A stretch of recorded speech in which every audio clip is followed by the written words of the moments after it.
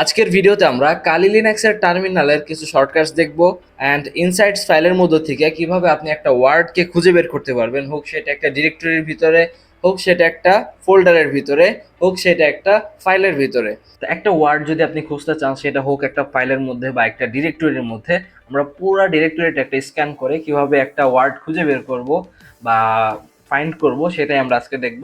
তো চলেন শুরু করি।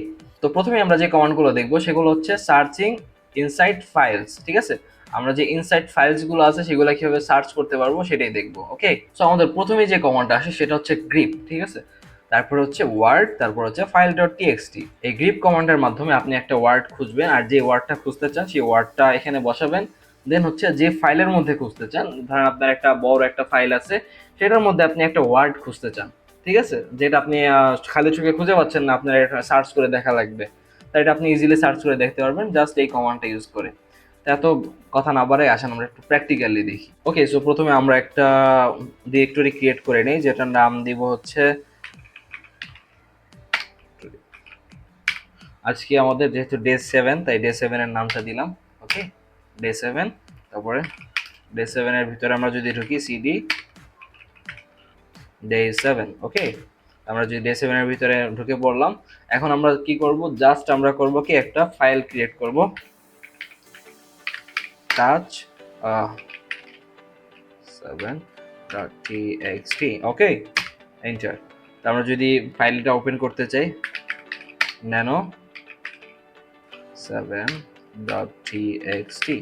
ওকে, ওপেন হয়ে গেছে। সো এখন আমরা এখানে কিছু কন্টেন্ট লিখব। ওকে, আমাদের লেখাটা শেষ। তো আমরা যদি এখন এটাকে সেভ করতে যাই, আপনি যদি আগের ভিডিওগুলো দেখে থাকেন তাহলে অবশ্যই জানেন যে কিভাবে সেভ করতে হবে। না জানলেও সমস্যা নেই, আমি দেখি Ctrl+O, তারপরে এন্টার, তারপরে Ctrl+X। ওকে, তো আমাদের ফাইল অবশ্যই ক্রিয়েট হয়ে গেছে। আমরা যদি আরেকবার দেখতে যাই যে আমরা কি কি লিখছি, তো আমাদের এখানে দেখেন একটা ছোট হাতের জায়ান লেখা আছে আর একটা বড় হাতের জায়ান লেখা আছে। এই দুইটা জিনিস দিয়ে মূলত আজকে আমরা এক্সাম্পলগুলো সেট করব। ঠিক আছে, তো আমরা জাস্ট আবার এক্সিট নিই। ওকে, সো আমরা যদি এই যে এই কমান্ডটা ইউজ করতে যাই, গ্রিপ, তারপরে ওয়ার্ড, তারপরে ফাইল ডট টিএক্সটি, আমরা জাস্ট এখানে কমান্ড দিব গ্রিপ, তারপরে হচ্ছে জায়ান day7.txt। ওকে, আমরা কিন্তু একদম এখানে যেভাবে বোঝানো হয়েছে, প্রথমে গ্রেপ কমান্ড, তারপরে যে ওয়ার্ডটা খুঁজতে চাই সেই ওয়ার্ডটা, তারপরে ফাইলের নাম, এখানেও কিন্তু আমরা সেম ভাবে লিখছি গ্রেপ, তারপরে আমার যে ওয়ার্ডটা খুঁজতে চাচ্ছি সেটা, তারপরে ফাইলের নাম। ওকে, দেন এন্টার হিট করব। তো দেখেন এই যে পুরো লাইনটা প্রিন্ট হয়ে চলে আসছে, এই যে জায়ান লেখাটা রেড কালারে, মানে আপনি যে ওয়ার্ডটা খুঁজতেছেন সেই ওয়ার্ডটা কিন্তু চলে আসছে এখানে। কিন্তু প্রশ্ন হইতেছে, আমরা কিন্তু ফাইলের মধ্যে দুই জায়গায় জায়ান লিখছি, দুইবার জায়ান লিখছি, একটা ছোট হাতের একটা বড় হাতের, কিন্তু এখানে জাস্ট ছোট হাতেরটা বা স্মল লেটারেরটা কেন আসলো, বড় হাতের বা হচ্ছে ক্যাপিটাল লেটারেরটা কেন আসলো না? এই প্রবলেমটা যদি আমরা সলভ করতে যাই, আমরা জাস্ট কমান্ড দিব। আমরা এখানে আগে একটু দেখে নিই, আমরা জাস্ট সবকিছু সেম থাকবে, গ্রিপের জায়গায় থাকবে, ওয়ার্ডের জায়গায় থাকবে, ফাইলের জায়গায় থাকবে। জাস্ট আমরা একটা নতুন জিনিস ইউজ করব, সেটা হচ্ছে হাইফেন, তারপরে একটা আই। ঠিক আছে, ওকে, তাহলে আমরা একটু দেখি। আমরা যদি দেখি hyphen I, okay, enter hit, দেখেন দুইটা লাইনে কিন্তু সুন্দর মতো প্রিন্ট হয়ে গেছে। তো এবার আসেন আমরা একটু নেক্সট কমান্ডের দিকে মুভ করি, সেটা হচ্ছে search inside all files in a folder. মানে একটা পুরো ডিরেক্টরির মধ্যে, একটা পুরো ফোল্ডারের মধ্যে একটা ওয়ার্ড যদি আপনি খুঁজতে চান, ওই ওয়ার্ডটা ওই ফোল্ডারের মধ্যে কত জায়গায় আছে, কোন কোন ফাইলের মধ্যে আছে, এগুলো যদি আপনি দেখতে চান, মানে একটা ফুল ফাইলের মধ্যে আপনি স্ক্যান চালাইতে যান এক কথায়, তাহলে হচ্ছে আপনি এই কমান্ডটা ইউজ করবেন, জাস্ট গ্রিপ, তারপর হচ্ছে হাইফেন আর, তারপরে যে ওয়ার্ডটা, তারপরে এই যে ফোল্ডারটা ইউজ করবেন সেই ফোল্ডারের পাথটা দিয়ে দিবেন। তো একটু এখানে একটু কমপ্লেক্স লাগতে পারে বিষয়টা, আমরা যদি একটু প্র্যাকটিক্যালি দেখি আমরা বুঝতে পারবো। ঠিক আছে, সিম্পলি বুঝেন, আমরা এখন আছি ডে 7 এর মধ্যে। এখন আমরা করবো কি, ডে 7 থেকে বের হবো অ্যান্ড এই ডে 7টাকে স্ক্যান করব। স্ক্যান করে দেখবো যে এই ডে 7 এর মধ্যে কয় জায়গায় এই ওয়ার্ডটা আছে। ওকে, আমরা একটু এক্সিট নিই, সিডি ডট ডট, আমরা এক্সিট নিলাম। তো আমরা এখন এই ডে 7টাকে দেখবো। এখানে আমরা জাস্ট আয়ের জায়গায় আর দিয়ে দিব। ওকে, সরি ভুল হয়েছে, ডে 7। এখানে কিন্তু আবার আপনার ফাইলের নাম দেওয়ার দরকার নাই, জাস্ট যে ফোল্ডার বা ডিরেক্টরিটা আমরা ক্রিয়েট করছিলাম ডে 7 নামের, সেই নামটা আমরা জাস্ট ইউজ করব। এন্টার, তো দেখেন এটা চলে আসছে, কিন্তু সে আবার একই কাজ, যে শুধু ছোট হাতেরটা আসছে, বড় হাতেরটা আসে নাই। এখন আমরা কি করব, তারপরে জাস্ট -i, ওকে, এন্টার, দেখেন দুইটাই চলে আসছে, একদম ইজি। আবার আমরা যদি নেক্সট কমান্ডের দিকে মুভ করি, আমাদের লাস্ট কমান্ড সেটা হচ্ছে grep, তারপর হচ্ছে n, মানে -n, তারপর হচ্ছে word, তারপরে file.txt, ওকে। তো এখন আমরা যদি হচ্ছে grep এর মানে তো বুঝলাম, এটাতে আমরা সার্চ করি। n এর মানে হচ্ছে আপনি যে ওয়ার্ডটা খুঁজতে চাচ্ছেন সেই ওয়ার্ডটা আসলে কোন লাইনের মধ্যে আছে, কোন ফাইলের মধ্যে, কোন লাইনের মধ্যে আছে, মানে এক্সাক্ট লোকেশন, আপনাকে এক্সাক্ট লোকেশন ধরাই দিতেছে। তো আসেন আমরা একটু দেখি প্র্যাকটিক্যালি। ওকে, আমরা জাস্ট কমান্ড দিব,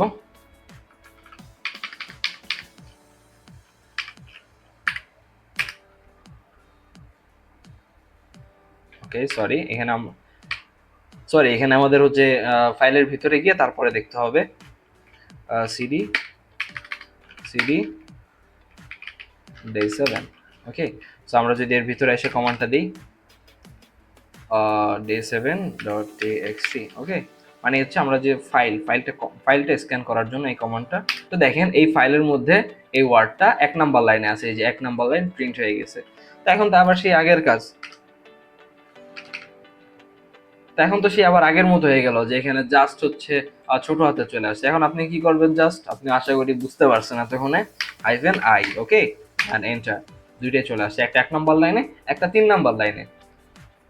তো আসেন এবার আমরা যে 4টা কমান্ড শিখলাম, এই 4টা কমান্ড একসাথে ইমপ্লিমেন্ট করি, তাহলে কি হয় দেখি। আসেন আমরা যদি এখান থেকে বের হই, ওকে, আমরা এখন কোথায় আছি, pwd home/kali, মানে হোম ডিরেক্টরির কালি ডিরেক্টরির ভিতরে আছি। আর কালি ডিরেক্টরির ভিতরে আমরা একটা ডিরেক্টরি ক্রিয়েট করছিলাম, সেটার নাম হচ্ছে day7, ওকে।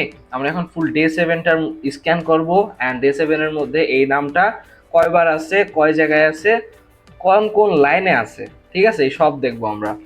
তো আসেন আমরা কমান্ড লিখি,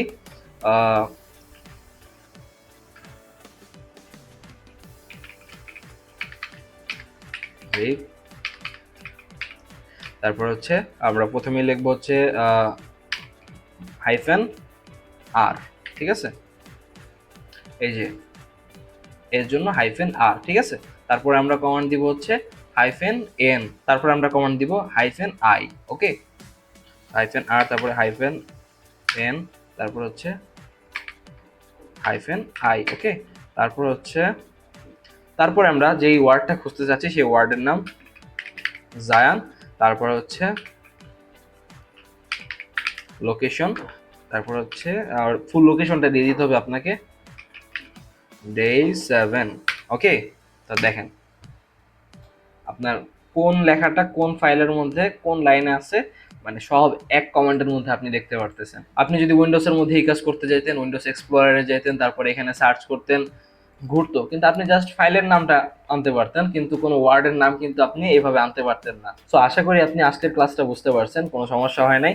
যদি কোনো সমস্যা হয় অবশ্যই আমাকে কমেন্টে জানাবেন, আমি আপনাকে রিপ্লাই দিব অ্যান্ড একটা সলিউশনও দিব, ঠিক আছে। ওকে, তো আমরা তো এখন ফাইল সার্চ করার কিছু কমান্ড দেখলাম, আসেন একটু টার্মিনাল যেহেতু আমরা চালাই, টার্মিনালের কিছু শর্টকাট আমাদের জানা থাকা উচিত। আসেন জানি। প্রথম একটা জিনিস আপনি খেয়াল করছেন হয়তো বা, যে আমি ধরেন একটা ওয়ার্ড একটা কিছু লিখছি, একটা কিছু টাইপ করছি, তারপরে দেখেন এরকম একটা জিনিস চলে আসছে, এরকম মানে অর্ধেক সাদা অর্ধেক কালো, এটা কি কালার বলে কমেন্টে জানায়েন আপনি আমারে, আমি জানি না। তো এই কালার যখন চলে আসে, আপনি জাস্ট কিবোর্ডের ডান সাইডের যে অ্যারোটা আছে, এই যে ডান সাইডের যে অ্যারোটা আমরা ইউজ করি, আমি দেখাই, এই অ্যারোটা প্রেস করবেন, দেখবেন ওখানে পুরো লেখাটা সাদা হয়ে গেছে, তারপরে আপনি জাস্ট এন্টার দিবেন, ইজি। তারপরে নেক্সট কমান্ডটা হচ্ছে ধরেন আপনি সর্বশেষ এই কমান্ডটা ইউজ করছেন, তারপরে তার আগে এই কমান্ডটা ইউজ করছেন, তার আগে এই কমান্ডটা ইউজ করছেন, ঠিক আছে, এভাবে উপরের দিকে তো যাবেন। তো এখন আপনি যদি দেখতে চান আপনি কোন কোন কমান্ড ইউজ করছেন, এই যে উপরের দিকে যে অ্যারোটা আছে সেটা যদি আপনি বারবার প্রেস করেন, দেখেন একটা একটা করে কমান্ড দেখতে পারতেছেন আপনি, ঠিক আছে, আপনি কোন কোন কমান্ডগুলো ইউজ করছিলেন। আর নিচের দিকে দিলে নিচের দিকে আসবে কমান্ডগুলো, এটা ওয়ান কাইন্ড অফ একটা শর্টকাটই, যাতে সবসময় পুরো কমান্ড টাইপ করতে না হয়। তারপরে আমরা একটা শর্টকাট শিখবো, সেটা হচ্ছে ধরেন আপনার এই যে টার্মিনালটা, এটা অনেক হিজিবিজি হয়ে আছে, আপনার টার্মিনালটা অনেক বেশি হিজিবিজি হয়ে আছে, মানে অনেক কমান্ড একসাথে, মানে ভালো লাগতেছে না, অগোছালো লাগতেছে। তো তখন আপনি জাস্ট কি করবেন, Ctrl+L, দেখবেন পুরোটা ক্লিয়ার হয়ে গেছে। আর আপনি যদি কমান্ড লাইনের মাধ্যমে করতে চান এই কাজটা, তাহলে আপনি জাস্ট কমান্ড দিবেন ক্লিয়ার, ঠিক আছে, ক্লিয়ার লিখে এন্টার দিবেন, ক্লিয়ার হয়ে যাবে। তারপরে আসেন আমরা একটা কমান্ড দেখি, সেটা হচ্ছে আপনি ধরেন একটা প্রসেস করতেছেন, আপনার টার্মিনালের মধ্যে কোনো একটা জিনিস আপডেট হওয়ার পরে প্রসেস হচ্ছে বা কিছু একটা হচ্ছে, কোনো একটা প্রসেসিং হচ্ছে, এটা আপনি কিভাবে অফ করবেন? আমরা যদি একটা আপডেট দিয়ে দেখি, সুডো একটা আপডেট, এখন যদি পাসওয়ার্ড চায়, পাসওয়ার্ডটা কিন্তু এখানে আবার দেখা যায় না, ইনভিজিবল থাকে, জাস্ট আপনি টাইপ করে এন্টার হিট করে দিবেন। এন্টার হিট করে দিলাম, এই যে এখন কিন্তু আমাদের প্রসেস শুরু হয়ে গেছে। কিন্তু এটা আমরা এখন অফ করব কিভাবে? আমরা জাস্ট প্রেস করব, কন্ট্রোল সি, যেটাতে আমরা উইন্ডোজের মধ্যে কপি করতাম, এখানে কিন্তু এই ঘটনা না। টার্মিনালের মধ্যে জাস্ট কন্ট্রোল সি দিবেন, আপনার যে কোনো প্রসেস জায়গায় অফ হয়ে যাবে। তারপরে আসেন আমরা আরেকটা শর্টকাট দেখি, সেটা হচ্ছে যদি আপনার কোনো কমান্ড সম্পর্কে জানতে ইচ্ছা করে তখন আপনি কি করবেন? তখন আপনি টার্মিনাল থেকে একটা হেল্প পাবেন, সেটা হচ্ছে ধরেন আপনি ন্যানো কমান্ড সম্পর্কে জানতে চাচ্ছেন, জাস্ট আপনি কমান্ড দিবেন ম্যান, তারপরে হচ্ছে ন্যানো, মানে ম্যান লেখার পরে হচ্ছে যে কমান্ডটা সম্পর্কে জানতে চাচ্ছেন সেটা দিয়ে দিবেন, একদম ইজি, জাস্ট আপনি এন্টার দিবেন। দেখেন দেখেন এই ন্যানোর সম্পর্কে যা যা আছে মোটামুটি সবই চলে আসছে, নোটিস, নেম, হাবিজাবি যা আছে সবই চলে আসছে। আপনি না বুঝলে পড়ে নিন, আমার বোঝার দরকার নাই।